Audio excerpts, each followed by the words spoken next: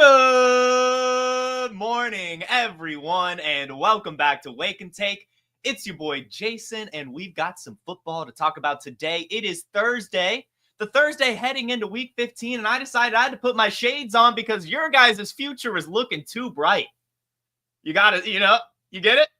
Because you guys are winning some championships. I'm going to help you guys. We're here in the fantasy football playoffs. Let's get into it. We're going to preview Week 15. Take out your coffee. Sit back, relax, and enjoy the show.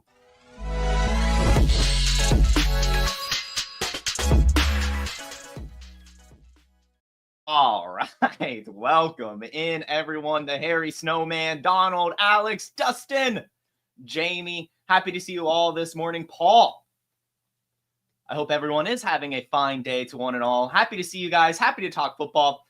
Gonna be a fun one. Gonna be a good one. Before we get into it, I did want to talk some news, and I don't know if this is NFL news anymore, but we're just going to talk about it because, as you guys know, I am a huge Bill Belichick fan. I love the guy. I asked him to retire last year so he wouldn't get fired, but it is what it is. Or I guess they did kind of let him do that. Or no, they did fire him. I don't know. It doesn't even matter. He's at UNC now, and that's what the big news is. And our producer, Dustin, has to ask if his girlfriend is getting free tuition now. Hilarious. I think the answer is probably yes, although she probably graduated maybe or just didn't even care to get her education. And I really just want to say two things, real brief, about this situation. Good for him. I'm happy he's doing it. I'm sure it's got to suck losing it as a coach, being pushed out of a team when you still feel like you can do it. I can't fathom how that must feel for Bill Belichick. But also, maybe he does. Maybe he does. But I really feel like he doesn't understand how long and how difficult of a road he has just signed himself up for. At his age, I don't know. We'll see, but it's a massive undertaking to take over a program like UNC, although I know they've started to, kind of move in the right direction. But recruiting, coordinating, and these are college kids, right? And maybe that's what it is. Like maybe he realized that NFL players don't respond to his coaching style anymore. Like these adults are just, they don't listen to his no nonsense stuff. And maybe that would work better in college. I'm not sure. I do still think he's a really good coach. My heart kind of feels for him, to be honest. That was kind of my first reaction. Is it's just like, I really think that just go off into the sunset. We were embracing broadcasting Bill Belichick era. We loved him on the Manning cast, and he was doing the underdog stuff, and that was just fine, But to go down to college, it just doesn't feel right, end it. Just end it. And I think that message should go to a lot of players in the NFL. Like, as we talked about, earlier this week, how much it just sucks watching Kirk Cousins lose it.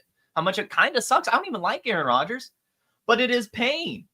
It is pain to watch these people lose it. And I just wanted Bill Belichick to remain in my head as the Patriots coach.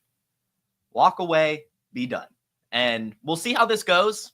Hopefully it goes well. I mean, I'm sure it will. Like I said, I do still think that he's a good coach. And I'm sure that college players in general, just younger people, will be able to respond or at least handle his coaching style a little bit better just because that's what they're used to at that age. They haven't really been, they don't have the responsibilities yet. And so they're able to be talking to like children and take it. So I'm very curious to see how this goes. I don't really like it personally. That's the Jason take on it. I think it's just kind of a sad situation, really, at the end of the day. But should be cool. It is pretty exciting. Yeah, I saw a comment on here saying that it is good TV. And we'll move the NIL era forward. That would be so funny if, he does no NIL. Just no NIL at all. Just literally only gets, JUCO transfers and, 3-star high school recruits and puts together a championship winning team. That would be pretty funny. I don't know. I am curious to see how it goes. I'm not lying. I think we're all very curious to see how this goes, but I think, okay, this is a fair, I don't know. Coaching in the ACC, maybe he could do that in his sleep. And you're right. He probably won't be doing much recruiting, but then it's just not going to work well. And it's just, I don't know. We'll see. We'll see. I guess this could be him riding off into the sunset. You know, the University of North Carolina is a beautiful campus, so I'll give him that. And I'm sure, and we know he likes them young. Let's move on. The injury updates is the big thing you guys care about. We're heading into week 15. As we know, this fantasy football playoffs have started for most leagues, pretty much all of them, 95% of them. And as you're setting up your lineups, as you're kind of preparing for this week, of course, you got to know the players that are hurt right now. So we're going to go through ESPN. We're going to go down the injury reports. We're going to talk about the players that are practicing, not practicing, and kind of what I expect as a result of that. So without further ado, here we go. The Arizona Cardinals. Trey McBride had a limited practice on Wednesday due to a knee injury. Generally, that does mean that he's going to play. You know, he's been balling out, limited, totally fine. So shouldn't worry too much about Trey McBride. Should keep things going. Next, Atlanta Falcons. On the offensive side of the ball, honestly, no one we really care about. And to that point, also really no one we care about too much on the defensive side of the ball. The Ravens. Same actually can be said here too. Nothing too crazy that we're really worried about as we're setting our lineups. In Buffalo, though, both Keon Coleman and Dalton Kincaid are expected to make their return this week. It's huge news, especially since they're going up against the Buffalo Bills. That should be a fun, or they're going up against the Lions as the Buffalo Bills, and that should be a very fun game. Should lead to some fantasy points to pretty much everyone. So that's kind of the big news out of Buffalo. No one actually on the offensive side of the ball on the injury report besides Shane Buechele. In Carolina, Jonathan Brooks, of course, unfortunately did officially re-tear his ACL and is on IR. So it's just, you know, Chuba Hubbard season. Even Raheem Blackshear is not practicing on Wednesday. Who is behind him? Hold on. Hold on, guys. This is what we talk about, right? Velus Jones. Holy shit. Everyone listening right now, I know it sounds counterintuitive. I know it sounds stupid. It is looking like Velus Jones is going to be the backup running back in Carolina. And that's just, you know, we talk about rostering these handcuffs all the time. This is a player who should be available in every single league. Why not? If anything happens to Chuba Hubbard, we do know that Velus Jones, transferred from as a wide receiver, special teams guru, should be fine catching passes and closing out the season. So I think that's a fun one as we see Raheem Blackshear hurt, Jonathan Brooks on IR, Miles Sanders still on IR. Why not take a swing on Velus Jones? Feel crazy saying that, but that's what we say, right? It's like every year there's some random ass running back that no one's ever talking about that ends up kind of really helping you down the stretch. And why not Velus Jones? We'll find out. Chicago. Roshan Johnson still questionable with his concussion. Something to keep monitoring throughout the coming days. In Cincinnati, it's just, you know, Evan McPherson, of course, he's still on IR. And then Joe Burrow actually had a limited practice due to a sore knee and right wrist injury. I will say this. Now, Zach Taylor has come out that prior to the session, neither injury will force the quarterback to miss any practices. That's what he said. So it seems like he's going to be limited all week and still play. I will say, as the Cincinnati Bengals season starts to come to a close, it might not affect our fantasy season. Maybe championship week. We'll see. But, I mean, if this gets worse, I could see them just kind of shutting it down for Joe Burrow and even Jamar Chase for that matter, as unfortunately they've lost too many games. So definitely kind of something to keep your eye on regarding Joe Burrow. He's definitely still playing, but like start thinking of a contingency plan in case the Bengals decide to just end the year. Cleveland. Cedric Tillman is returning to practice. That's good news. David Njoku, though, not practicing on Wednesday due to a hamstring injury. This will definitely be something to monitor. I believe I had David Njoku as my tight end start this week. No, I took him out because it was too easy. But they are taking on, who are they taking? I forgot. Doesn't even matter. We'll get to it later. But they have a decent matchup. I think it's the Chiefs. Is it the Chiefs? I think it's the Chiefs. And the Chiefs give up a lot of points to tight ends, if that's right. I think it is right. But he's probably fine. The report says he's day-to-day, not practicing due to a hamstring injury, but definitely something to monitor over the coming days. All right, Dallas. CeeDee Lamb, limited, probably fine. You know, this has kind of been the deal with him the past couple weeks now, where he's just kind of, really the past few weeks, been injured, but they're kind of just making him play. Denver, nothing. Detroit, nothing. Green Bay. Luke Musgrave is on track to return. It looks like he returned to practice on Wednesday. And then Romeo Doubs as well, practice full on Wednesday. So it looks like he'll be coming out of concussion protocol, which means it is over for Tucker Kraft. Drop Tucker Kraft. I don't really care. Luke Musgrave coming back, Romeo Doubs back. I don't really think you're going to start him rest of the season. Houston Texans. Still so sad about this Jalen Petrie injury. He was staying in my IDP league. No one in Houston. Indianapolis. Josh Downs, limited. So it looks like he will be returning this week, which is really, really good news. Jacksonville. Evan Ingram did not practice on Wednesday due to a shoulder injury. Definitely something to monitor given two things. There's two things to monitor here given the Evan Ingram injury. One, pick up Brenton Strange. We've seen him step up and play well without Evan Ingram in the game. Secondly, with the Jaguars sucking, with it being Mac Jones, with the season being over, they're not necessarily going to force Evan Ingram to play. So with him not practicing on Wednesday, I know that it's more than likely just a veteran rest day. I would definitely go ahead and pick up Brenton Strange, put him on your bench, and monitor the Evan Ingram situation throughout the weekend. I would assume he's not playing, given the state of the Jacksonville Jaguars. But we'll see. We'll see. Definitely keep your eye on it. So far, not practicing. And I don't really think there's a reason for him to play. But we'll see. Okay. Hollywood Brown on the Kansas City Chiefs. This is interesting. I mean, he's going to play in the playoffs, I think. So actually right now, I'm going to go ahead and say if you're doing playoff best ball, I don't mind a swing on Hollywood Brown. I know it sounds crazy, but why not? I'm sure he's free in those. And Andy Reid has said that Marquise Brown is getting close to practicing and is chomping at the bit to return. So he's doing whatever he can to get back out there on the field.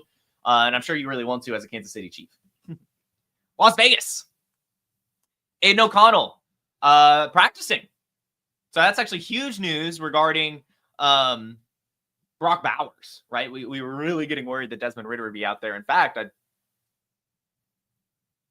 I'm actually surprised that Aiden O'Connell's playing, but hey. Alexander Mattison is also returning. However, Sincere McCormick has been named the starter in Las Vegas. So Alexander Mattison, while he's playing, probably not startable. And officially, Zamir White has been placed on IR. The most disappointing pick of the year, I think. There are a few of them. Maybe not the most disappointing, but definitely high up on the list is Zamir White.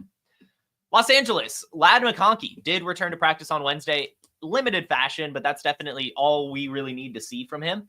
It looks like he will be returning this week. Justin Herbert didn't practice on Wednesday, but we know Jay Herbo. He's going to be fine. He plays through these things, and it's probably a veteran rest day. Now, Will Dissly is doubtful. And there's no Hayden Hurst. So then what would that mean? Because I actually like the Chargers tight end matchup this week as well. Stone Smart. Forgot about him. Stone Smart. Maybe pick him up if you're really desperate for a tight end. Looking like both Will Dissly and Hayden Hurst will be out, which, opens the door for him. Obviously, he's not like super athletic or anything, but we have like seen him score touchdowns before. And so, yeah, why not? Los Angeles, Jordan Whittington, questionable on Thursday Night Football, probably fine. And same for Demarcus Robinson, also probably fine. Just kind of keep your eye on it. And Tyler Higbee still just listed as out. He's been practicing a lot. I'm not really sure why they haven't just gone ahead and brought him back, but I guess that's just the situation. Miami, both Tyreek Hill and Jalen Waddle and Raheem Mostert, I guess for that matter, all limited, all probably fine. Minnesota, nothing. New England, Javon Baker picked up a concussion, but you guys don't care. That seems to be it. In New Orleans, Alvin Kamara didn't practice on Wednesday due to an illness. So, hey, maybe, I mean, I doubt that that's anything, especially you like to see the illnesses come early in the week, you know? He should be over it by Sunday. Bub Means is potentially able to return this week as well. He was actually limited this week, or limited on Wednesday. So Bub Means, we saw him actually come in and play pretty well before. Maybe he would take over that MVS role a little bit. So Bub Means looking like a fun little deep league dart throw potentially. Juwan Johnson limited, fine. Derek Carr, hand and concussion injury, did not practice on Wednesday. Still listed as questionable, so definitely keep your eye on it. In terms of, Spencer Rattler and Jake Haener. But Derek Carr has played through a lot of injuries before. If he does practice Friday or Saturday, I wouldn't be surprised if they actually threw him out there. So, keep your eye on it. And then lastly, Chris Olave is not expected to return this week, but potentially next week. But also probably not since the season's over. If I were the Saints, I don't think I would bring him back. In New York, I know Drew Lock has been benched, and it is because of a heel injury. I guess not benched. Is likely to cede starting QB duties to Tommy DeVito. So yeah, it's Tommy DeVito's season again. And Malik Neighbors limited on Wednesday with a hip injury, but probably fine. New York, Breece Hall did not practice on Wednesday. And Jeff Ulbrich actually came out and said that the running back is struggling with his knee injury. So it sounds like we're going to have no Breece Hall yet again. Fire up your Isaiah Davis and Braylon Allen, especially since it's the Jaguars. Philadelphia. Dallas Goedert placed on IR, unfortunately, with his knee injury. That's it. Pittsburgh. George Pickens still not practicing with his hamstring injury. So, again, if Mike Williams is out there, you want a little bit of a boomer bust option. Maybe, I guess. But definitely keep your eye on it with George Pickens' hamstring injury. San Francisco, Garendo says he feels good and plans to play today. So the Patrick Taylor hope doesn't seem to be the case. However, it is possible that it is both Isaac Garendo and Patrick Taylor tonight. So don't, feel like, you should probably definitely start Isaac Garendo. Week 15 is Debo week, according to Coastal Chris. So we'll see. I like that call. I love Debo, and I'm, disappointed in what he's been doing so far. But good news surrounding Isaac Garendo. Seattle Seahawks, Kenneth Walker is still day-to-day, and his status is still to be determined. There's actually nothing here about if he practiced in a limited fashion, didn't practice at all. I assume he returns this week. That's kind of been how I looked at it. I felt like it was going to be a 1-week absence as they make their playoff push. That's my thinking right now, but definitely keep your eye on it. Tampa, Sterling Shepard has a foot injury, so it might actually be a Jalen McMillan week, especially since Mike Evans also didn't practice on Wednesday. Mike Evans is probably more than fine. However, he has a hamstring injury, so maybe not. Maybe not. Bucky Irving also missed practice due to his back and hip injury. So that's 3 kind of big players. Sterling Shepard, kind of. And then Bucky Irving and Mike Evans are pretty huge. So Rachaad White, Jalen McMillan, really interesting options this week in Tampa. In Tennessee, Tony Pollard did not practice on Wednesday with an ankle injury. So kind of set your eyes on Tyjae Spears. Tyler Boyd also didn't practice, but I don't think we care too much. And then in Washington, nothing too much here really either. So those are the injuries that we have to keep our eye on. Before we go any further, I would like to play a little bit of an ad break about Fast Draft and why you should be playing their new DFS Flex 6 Frenzy heading into Week 15. Oh, incredible news about Fast Draft. Fast Draft DFS is live. It's called the Flex 6 Frenzy. You just draft 6 guys, running backs, wide receivers, tight ends for the Sunday slate. You like Jahmyr Gibbs? You like Jackson Smith and Jigba? You like Tyrone Tracy? Draft him, draft him, draft him. And the beauty is you can just order 5 teams, submit your rankings, and Fast Draft will email you the results. We awarded $1,000 in prizes our first week, and we're just going up from there. Soon is going to be a select 6. No drafting at all. You just pick any 6 guys. Our DFS mantra, just say no to salaries on Fast Draft. Don't forget there's free tools on Fast Draft too. You want to get ready for startup season? We've created the best Dynasty mock draft experience there is. And if you want to play in these DFS contests, and our best ball contest for 2025 are coming very soon too, just use promo code PODFATHER when you deposit and you get a free draft. It's that easy. and you're like, oh, I already have Fast Draft. Great. Refer a friend. Have them put your username in as the promo code, and then you and your friend will both get an instant deposit match up to $25. We got DFS. We got Dynasty Mocks. We got Best Ball. It's all there for you on fastdraft.app. Check it out. And the promo code is Podfather. Use the Podfather promo code. You can also use promo code Jason for a first deposit match up to $25. Again, that is promo code Jason. You can put $25 in and get $25 back. That is 5 free entries into Flex 6 Frenzy, essentially, which is pretty sweet. Pretty sweet. That's max entered into the tournament. Really good way to go ahead and get going, as we only have a few more weeks here of the fantasy football NFL season. Highly recommend doing that Flex 6 Frenzy. Tons of fun, and you might find me in the draft room, maybe. Starts, sits. Let's get into it. As usual, I've got 1 player by position. That's a start. 1 player by position. That's a sit, as well as 3 flex plays for today. At quarterback, we're starting CJ Stroud against the Miami Dolphins. I know that CJ Stroud actually hasn't put up a 20-point game since week 4 this season. That's actually the only time he's done it. And specifically, has only had 1 game over 15 points since week 6. It has been truly abysmal. But the Houston Texans are coming off a bye week, and they're taking on the Miami Dolphins, which is a middle-of-the-pack pass defense.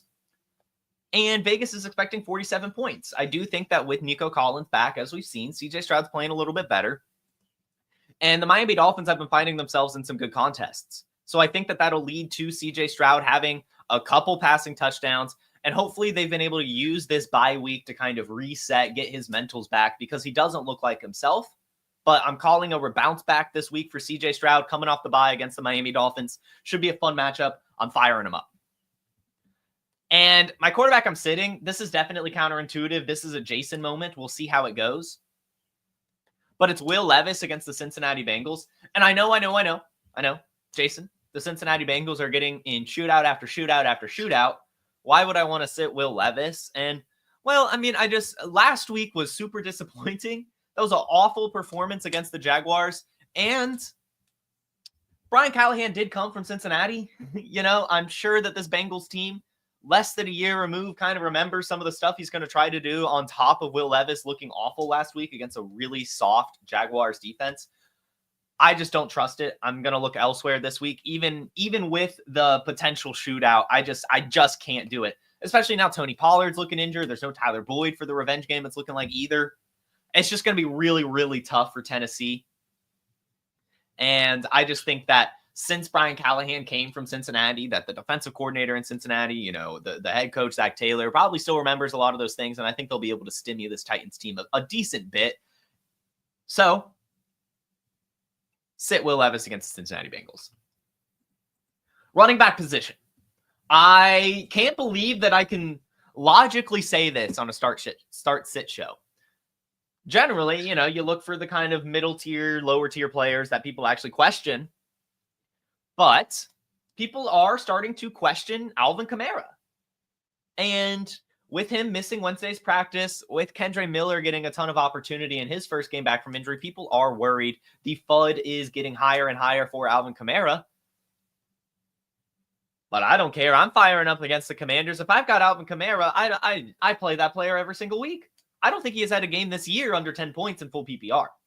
And last week, yeah, he only had 17 carries and 79 yards, but he did have 5 receptions. And at the end of the day, that's all we care about. Regardless of who the quarterback is, Alvin Kamara should get the ball a ton, should look great. And it is a soft Commanders defense who's actually given up the 5th most rush yards to opposing running backs so far this season.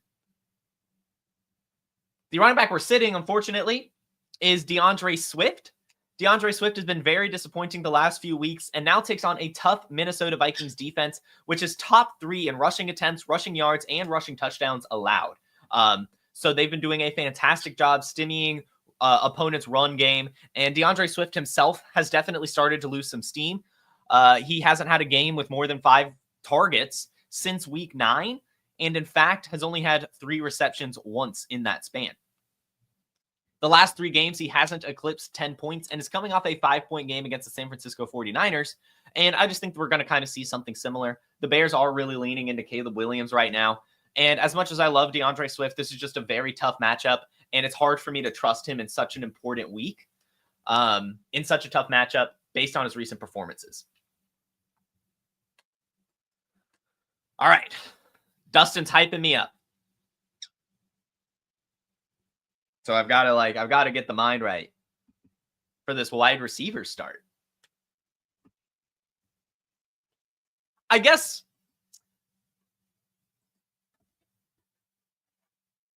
how do I do this? How do I make we're trying to clip this. How do I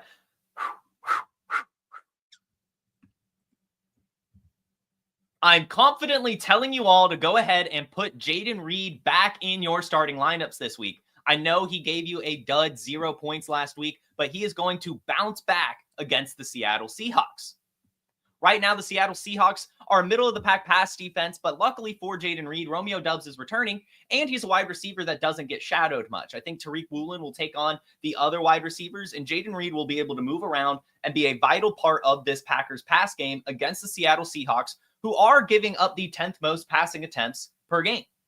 Jordan Love's going to sling it in this game. This game has playoff implications, and Jayden Reed is going to bounce back with not one, but 2 touchdowns against the Seahawks. Oh! Oh, man! Let's go! Woo! Woo! Cool. That felt good. The wide receiver we're sitting. Brian Thomas Jr. against the New York Jets. And I do want to say, I know that Brian Thomas Jr. has looked really good over the last 3 weeks and actually looked fine with Mac Jones last week. But this week, he is taking on a tough Jets secondary. They are, of course, top 10 in pass attempts allowed, passing yards allowed, and have allowed the least passing touchdowns on the year. I just don't trust it this week. Yeah, he'll probably get the volume. And I mean, like, honestly, if you have to flex him, it is what it is. But if you have a better option, I would just go with it. This is a low point total game, only 40.5 points. Jets not looking great. Jaguars not looking great. As much as I like Brian Thomas Jr., I just don't trust him in such an important week against this Jets defense. I just don't. I would be looking elsewhere. But like I said, I mean, like, I understand. Like, he's going to get all the volume, especially if there's no Evan Ingram. So, like, it's just one of those things where I just think it's tough at this point of the year to kind of rely on him. But I also understand that a lot of people have to. But that's where my head's at. I just don't like this matchup, and I would like to find another option. Okay. At tight end, nah, Dustin, we're not clipping this one. I don't feel as confident about this one. But I've got to say, there's not even a lot of reasoning behind this one. But Kyle Pitts is a start this week. And it hurts to say, I can't. I can't.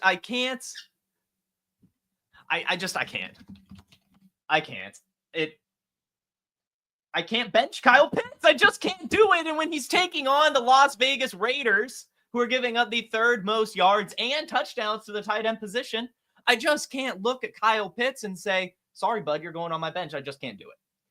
This will be the final week. Like, this is it.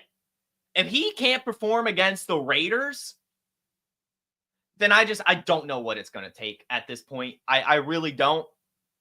I really, really don't.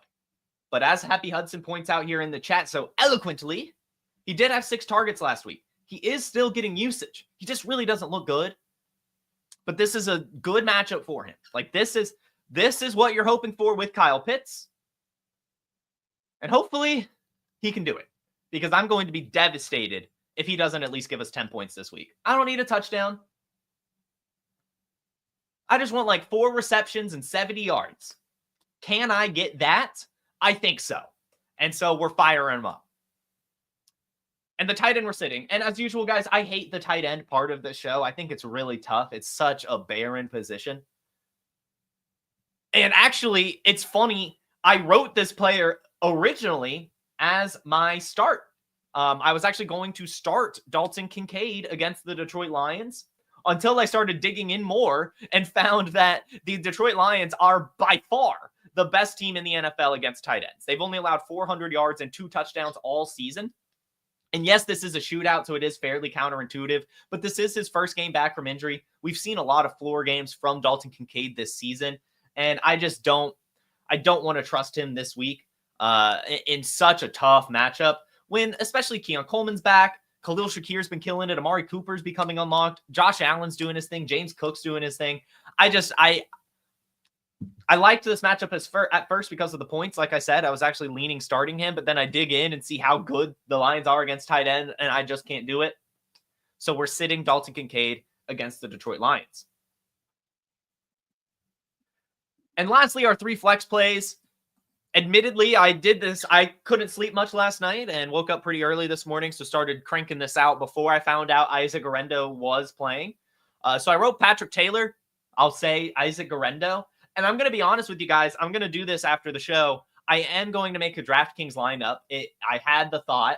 You guys saw last Thursday night, I got 7th out of 30,000 with some crazy shit. So I'm going to keep leaning into that crazy shit. I don't know if it's actually going to work.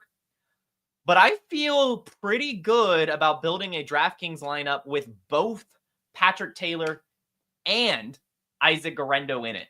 So stay tuned. I'll share that on Twitter for you guys. We'll see. And again, I only enter the free and 10-cent contest, maybe $1. Maybe $1 if I'm feeling it. But yeah, I do want to say I'm feeling that both Patrick Taylor and Isaac Guerendo will be fine this week. I think that both will get action. We saw that when Jordan Mason went down a few weeks ago. Now, with Isaac Guerendo playing through an injury, I think we'll see it again. So I think that both can play, and I think both will play. That's the Jason take here. And lastly, Malik Neighbors against the Baltimore Ravens, even with Tommy DeVito. I'm sure a lot of you are staring at him like, man, should I really play him? And yes, you should.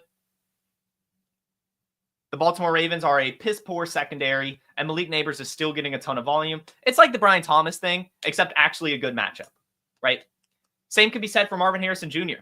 You know, he's been hit or miss all year, but he's taking on the New England Patriots. This should be a good matchup for the Cardinals to bounce back, and hopefully a good matchup for Marvin Harrison Jr. to bounce back as well. So those are my other 2 fun little flex plays this week. We did talk on the waiver wire episode on Tuesday that got canceled, sort of, because of StreamYard. We still went on here. I just had to delete it after because the production quality was so horrible.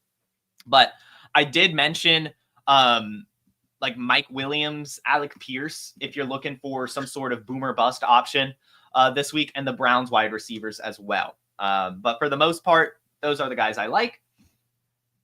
Yeah, I like the Neighbors over 12 targets call. I like the Tyrone Tracy top 5 call. Is Isaiah Davis a start? Yeah, I think you could flex Isaiah Davis.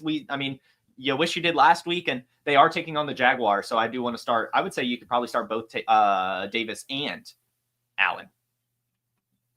So those are start, sits, and flex plays of the week. Hopefully those work. Hopefully you guys win your playoff matchup. Let's get into the picks. This is always a fun part of the show. And for those of you that hasn't tuned in before, basically we're just going to go game by game and give you my pick. I'll talk briefly about what I kind of think about the game, maybe a player I like, but just a quick little fun game pick thing. Also, I do want to shout out while I'm here. A lot of you, well, not a lot, a couple of you, a couple of you have actually kind of stuck with it alongside me. I am winning. Thank God I'm winning. I would got to win something. So I'm actually, before I pick, I'll show off the leaderboard here. We have had the top 5 have gone all year, and Yosemite Rasta, I think he missed 1 week, it looks like. Actually, no. Maybe like a couple game, like a Thursday night football, maybe, or something. But these 6, me, Dr. Truth Science, MV Prof, Ryan Volts, Rocco Mo, Yosemite Rasta, and, Mob Squad Best Ball on Call and Producer D. Thank you guys for joining at some point, even if you fell off a little bit there at the end. No, I guess Mob Squad's still chilling. And Best Ball on Call still chilling, actually. Thanks, guys. Dustin, you got to get back on it. My math is horrible, but no, everyone is on here still doing it. So thank you guys for, sticking along. So far, I'm winning. Actually, it looks like a few of us missed a week. I think that might have been Thanksgiving week, maybe. I forgot to do this episode. But yeah, you guys are killing it. Let's get into it. First game tonight, San Francisco is hosting the Rams. I'm going with the Rams. I mean, why wouldn't you? They just crushed the Bills. They look incredible. They look absolutely incredible right now. And I like them. And I just don't really trust San Francisco anymore. Although I do think, like, I love this 2.5 point spread. I do think it'll be a lot closer than maybe some will suggest. Yeah. Kansas City heading to Cleveland. Favored by 4. I'm going to, no, I've just got to give it to the Chiefs. Even by 4. Because I already know Jameis Winston's going to throw like 7 interceptions.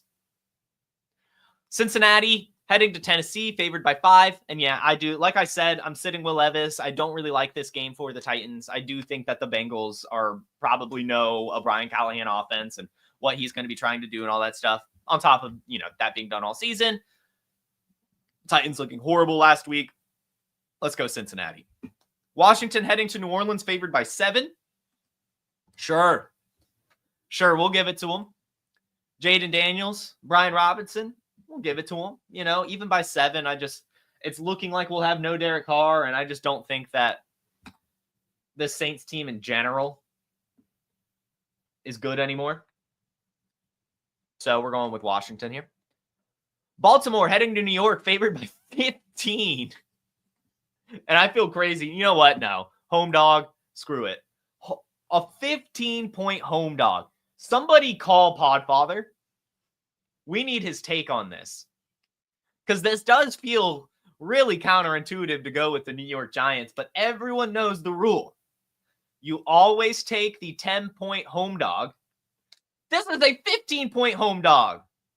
It's a lot of points. I don't feel great about it. I honestly think that this is one where you could go away from it, but I do think that you've just got to stick with that rule. It's a really good rule. We see it work all the time, and it's the NFL for a reason. So we'll take the Giants covering the spread.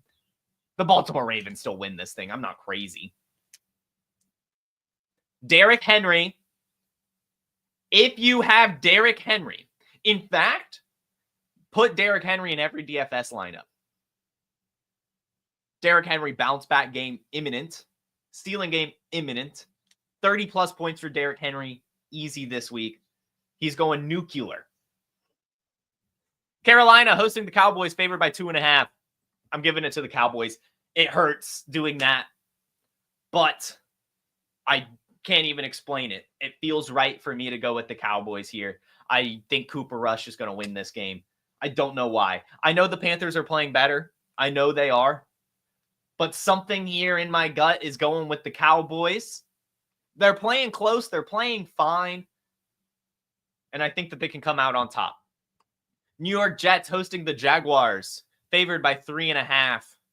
Sure. Or not hosting, going to Jacksonville. I'll still say sure. Actually, no. I think they can cover that. I think the Jets will win by like exactly 3. Tough call. That spread is a tough one. I hate 3.5. But I think the Jets can win by 3.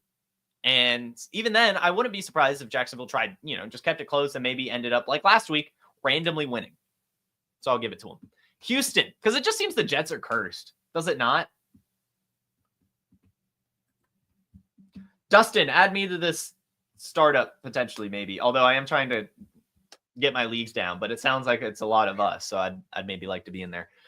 Houston hosting the Dolphins, favored by 3. I'm going to go with the Dolphins. I think the Dolphins win this game. I do like that they are favoring Houston. I do think that kind of gives some credence into me feeling comfortable starting CJ Stroud.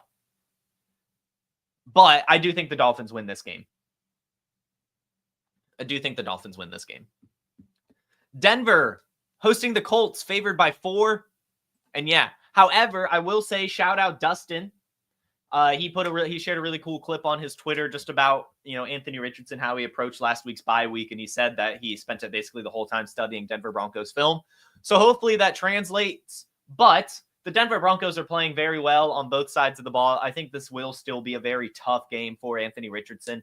I would love to see, this is a good opportunity for him. If he can go out there and perform against this good Denver team, then things will be looking up for him. But I'm not really going to bet on it. I think that the Broncos win it. Detroit Lions hosting the Bills, favored by 2.5.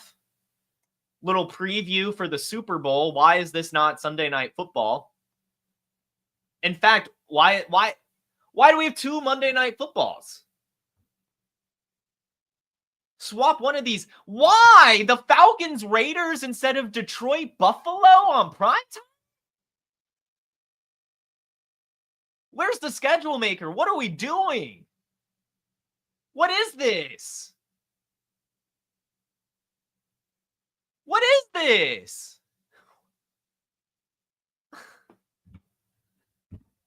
I'm going with the Bills. In Detroit, I think Josh Allen gives it to him.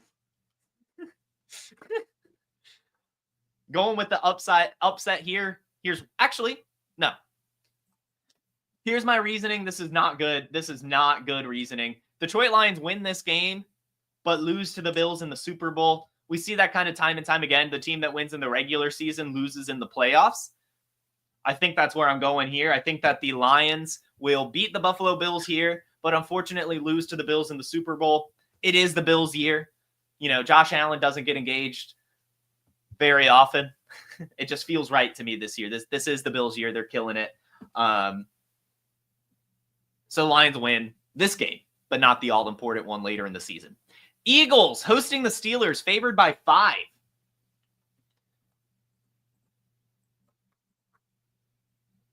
I'm going to go with the Steelers here as well. They're just playing very well. Even without George Pickens, they're playing well. At the very least, I do think that they can cover this. The Eagles keep finding themselves in at least close games. Cardinals hosting the Patriots, favored by 5.5. I'm going with the Patriots. Cardinals just don't look right now. I do think that Drake May looks good. I do think the Patriots look fine. And I think at the very least they can cover the 5.5, but I'll also call the upset. Los Angeles hosting the Buccaneers, favored by 3. I hope they take it, so I'm going to give it to them. I want them to win so badly. We need the Buccaneers to lose so the Falcons can win the division. But it's also not looking like the Falcons will win the division. Green Bay heading to Seattle. I'm going to take the Packers here. Even in Seattle, I know it's a tough game, and I know Seattle's actually looking pretty good. I'm feeling the Packers. They have to win, kind of, as they're, these are really, really must-win games. And it is for Seattle, too. This is a great Sunday night football game. I'm not upset about this one. I think this will be a very fun game. Like I said, we're firing up Jaden Reed. And I think that this is a bounce-back game for DK Metcalf as well. Minnesota hosting the Bears, favored by 7. I think the Bears can cover. Again, they're playing better. The Vikings still probably win this game. They just keep winning, especially at home. But I think that the Bears can cover 7 the way they're playing right now. That seems a bit too big. And then Atlanta heading to Vegas, favored by 5.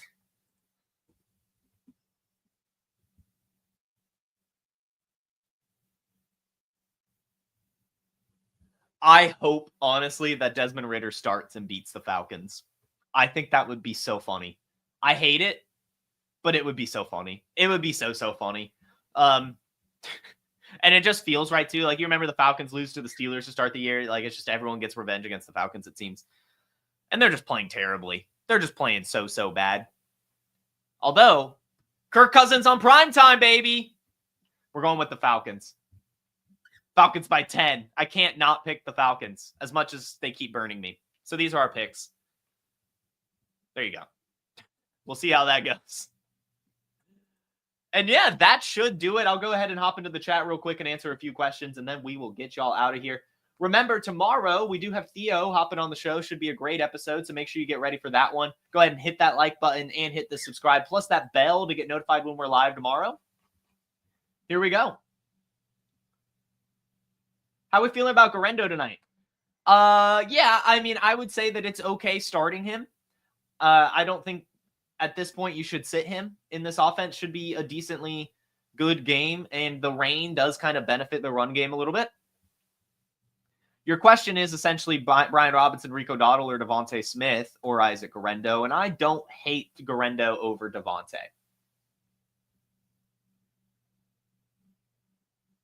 Would you deploy Braylon Allen or keep Sincere in if there's no Breece Hall, and I would say play Braylon Allen.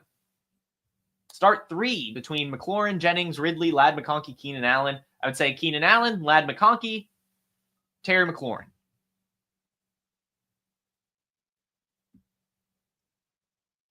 Next, Neighbors, Mooney, Jamo, Thielen, pick 2. I'm going to say Jamo for sure against the Buffalo Bills in that shootout. And then probably Neighbors. Probably just Neighbors. I mean, he should get a ton of volume in this game. Easy matchup, too. Does that mean we're playing Jalen McMillan? Yeah. I think we could play Jalen McMillan more than likely this week, yeah. Start Kirk Cousins over Levis? Yeah, I guess. Yeah.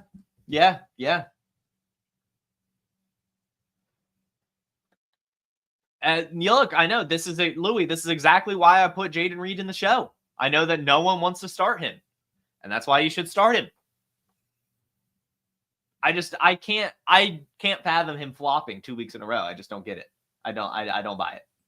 Juwan Johnson, Kincaid, or Noah Gray this week? Well, I know I said that I'm sitting Kincaid, but I would do Kincaid over this bunch. Noah Gray is a tough matchup.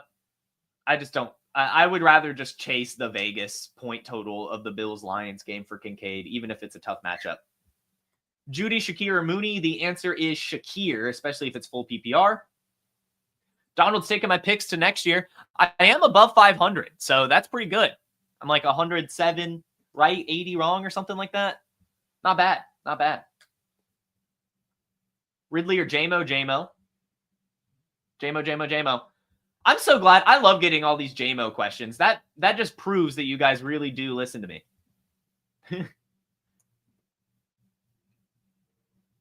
All right, single QB, you traded away 2 seconds for Brian Robinson. I think that's a solid move. In single QB, I mean, those seconds, I mean, they could turn into something, but for the most part, they're not good. Now, if this is FFPC, maybe, but still, I think that that's a very good trade, to be honest. Brian Robinson's awesome. I have some worries or concerns that the Commanders would draft a running back, next year maybe, but I don't think so. I think Brian Robinson has done enough. My only concern there just being, that they want like kind of another Austin Eckler type, and I'm just not sure where they would use that. But I do think that luckily, and, leading towards Brian Robinson's favor, the Commanders do have a lot of holes elsewhere that they probably won't do it this year. But I don't know if I'm sold on Brian Robinson being like the franchise running back, if you will, over time. Maybe next year still, but I could see it kind of start to dwindle, or at least he gets someone else in the backfield. Ridley or Jamo? I already answered that, sorry. Bo Nix, Jameis Winston, or Herbert? I would probably say the answer is Justin Herbert or Bo Nix. I don't think you can go wrong either way. I'm definitely not going to trust Jameis Winston versus Kansas City. That's just a tough one. Herbert versus Tampa, it's decent. I know that, especially right now, their run game's not really there, so it kind of relies on him. My only concern there is to kind of watch Tampa. If there's no Mike Evans or Sterling Shepard for that matter, then the Buccaneers are going to, well, I don't know. They've that just means Cade Otton and Rachaad White, actually. They've kind of done that before, although Derwin James would then be on Cade Otton, which would probably be a tough matchup. So I think Tampa could struggle in this game without Mike Evans. So that's kind of just what I'd keep my eye on. And if that's the case, I think that it's a very similar output, and I would probably honestly just go Bo Nix. Akine or Brian Thomas? Probably just Brian Thomas. Cool.